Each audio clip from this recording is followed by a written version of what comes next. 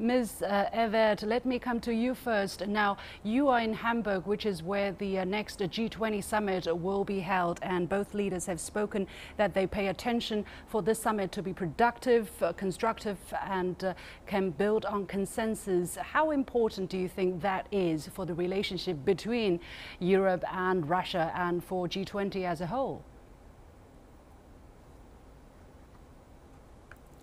I believe that is very important. I mean, as you already mentioned, this is the first visit of Angela Merkel to Russia in 2 years, and it is important that she did go there and meet with Putin in person. She has been in continuous contact and dialogue with Russia over the last 2 years and before, of course. But it is important that we maintain the dialogue and prepare for G20 in advance, but then also during the meetings itself and beyond. And it is important to keep the international context in mind. At G20, we will be joined here in Germany by 20 heads of states. And so it is important for the German government to coordinate its position with Russia in advance and then to engage with other leaders during the G20 meetings. Mr. Felgenhauer, now Ukraine was high on the agenda. Basically, the first question by journalists put forward during the press conference just minutes ago was about Ukraine. These journalist was asking whether it was more realistic to have a new agreement instead of sticking with the Minsk I and Minsk II, and whether it is even some good idea to have UN observers or armed UN observers into that part of the world. What is your take on this question, and how important is this figuring in bilateral ties between the two sides? Well, Ukraine, of course, is important. There's a conflict continuing there. There's shooting and people being wounded and killed almost each day. Though the fighting is low-key, relatively, the ceasefire line didn't really change in the last 2 years much at all. And it's important for Moscow and Berlin to ensure for the time being that at least there is no escalation and no crisis. That this is a crisis, but this is a simmering crisis, and it will continue to be simmering. Of course, right now it's summertime there in the Donbass and in the Russian-Ukrainian border. That's basically time for war, so it's very important to keep the lid on this situation. Most likely they also, of course, discuss Syria and Libya, though Germany is not so closely involved in those conflicts, unlike Russia. Now, Ms. Ewert, let me come back to you as we talk about the sanctions imposed on Russia by the EU as an aftermath of the actions in East Ukraine and Crimea. Now, we're talking about economic relations between Germany and Russia picking up. Basically, that's the first thing that President Putin mentioned when he started talking. He was talking about this close economic relationship between the two countries. We heard that the EU was deciding to extend the sanctions on Russia up to January 2017. What is the situation at this moment, and how are things expected to develop in the near term? Well, I mean, for the German government, the position is very clear. Merkel has made very clear that the sanctions must stay in place until the Minsk agreement is actually implemented. And of course it is difficult to balance different positions between European partners and between political and business interests. And Germany has always had a strong business and economic relationship with Russia. Since 2013, economic trade volumes have been declining, but this has not only been due to the sanctions, but also due to the general situation of the Russian economy in general. And so for this year, the Russian economy is predicted to slightly grow again, and this will also have an impact on trade relations and on business relations in those sectors not affected by sanctions. Well, it seems that the positions on both sides are not likely to change anytime soon, as we see both sides are sticking to their original position. Mr. Felgenhauer, how do you see the significance of this meeting then? The fact that they're talking, is that already a good sign in your eyes, or is that enough?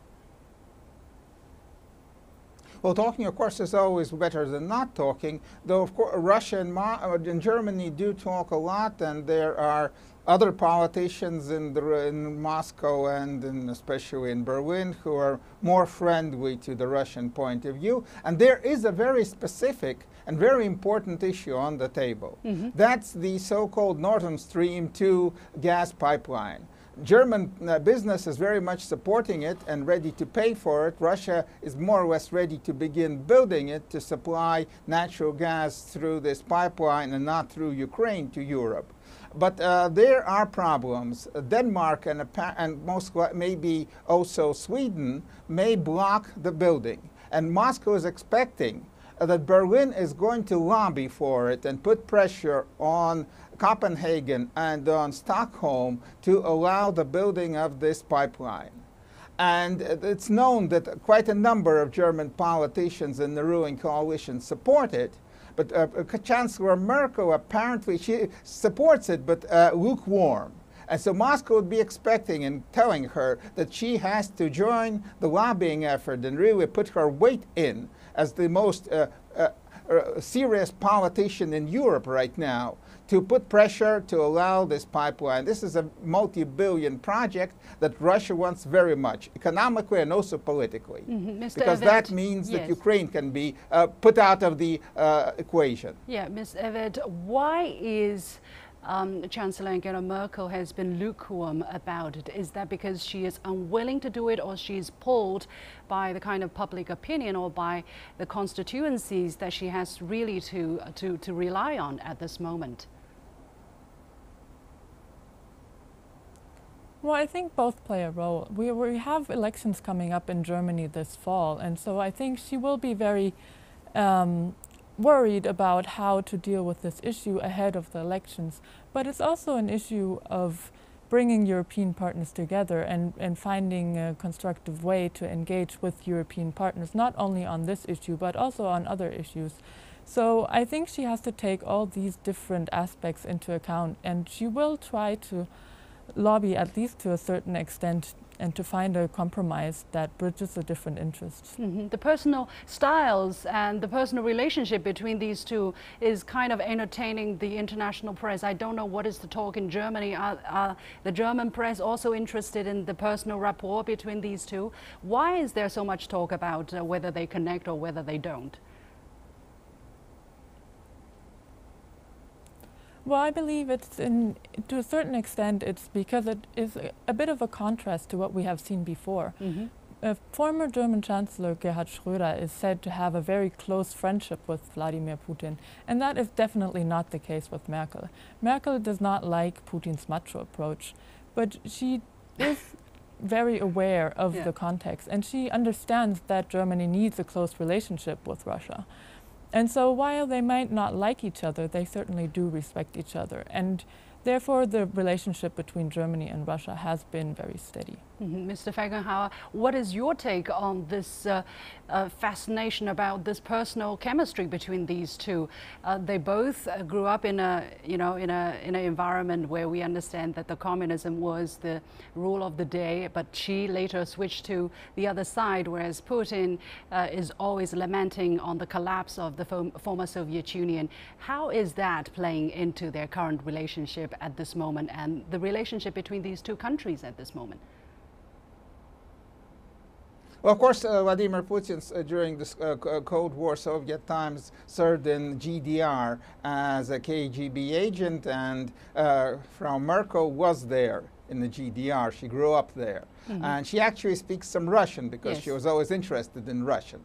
And I actually spoke Russian with her once when we met. How was her Russian? And well, she understands and she can speak a bit, and so she went, after speaking to me, she went to a Russian radio station that I know very well, Echo Moskvy, and there she also spoke some Russian. So yes, she can do it. And but there's very bad personal relationship between them. That's also very well known. Moscow would very much want her replaced as chancellor, because there are many German politicians that would be very more glad to be closer to Putin. But apparently we're stuck with Merkel for the time being, and most likely she'll survive the election, and that means Russia will have to deal with her, though maybe she's not that much liked.